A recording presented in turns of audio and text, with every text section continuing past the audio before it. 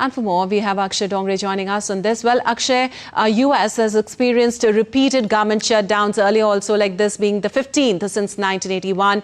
What does this latest shutdown reveal about the current state of bipartisan negotiations in Congress, and how might this political dysfunction impact the long-term governance? Because it's unclear as to how long the shutdown could last.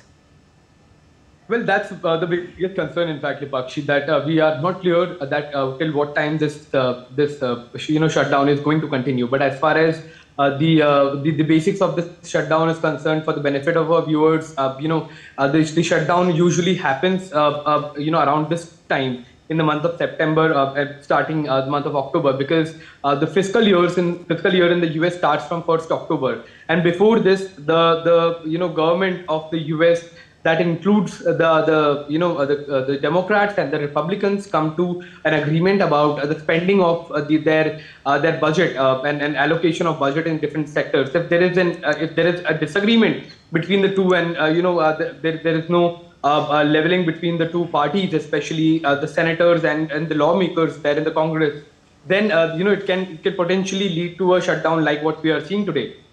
So midnight on, the shutdown will be in effect as far as US is concerned from 1st of October, and the kind of bipartisan ridge that has been growing in the US politics, it seems that this shutdown is going to be a serious one, because there are fundamental issues where the two parties differ on as far as spending is concerned.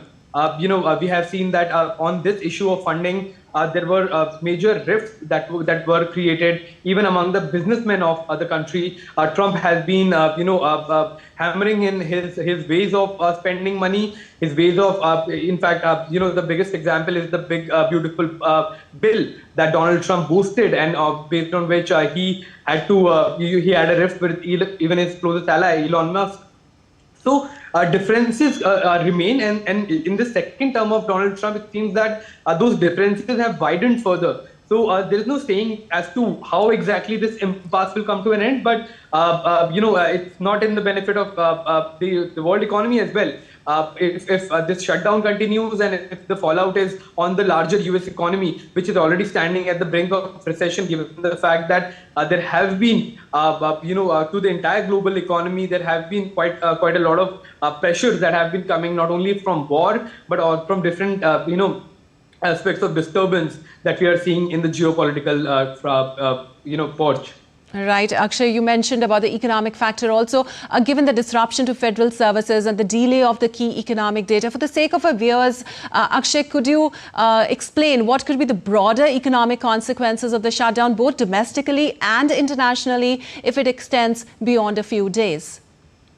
Well, if there is a shutdown, many a times what happens, if it extends further, like it has happened in 2013, it has happened in the first term of Donald Trump, when there were disagreements, and that led to a shutdown, disagreements over spending of money, spending of the budget, and that led to a shutdown. So the federal employees stopped getting their pays many a times. Many of the non-necessary funding stops. Many of the important program also stopped, who are not on the priority list of the government. So that leads to a larger fallout on the US economy. So if the US economy falters, and if it goes on for a longer time, then what happens is, the pressure, the trickle-down effect start to kick in.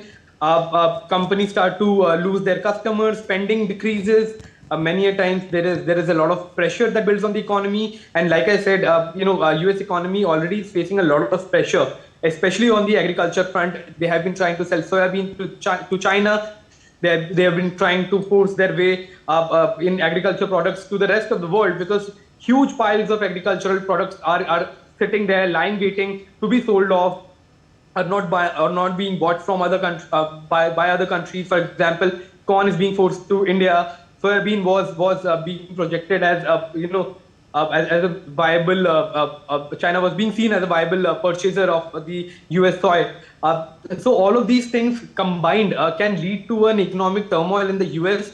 Long term, it can lead to a recession-like situation, which is not going to be good for the world economy in general as well. Back to you, Lipa. Also, Akshay, if we talk about Trump's statements, President Trump has been warning the Democrats of irreversible actions and mass firings of federal workers.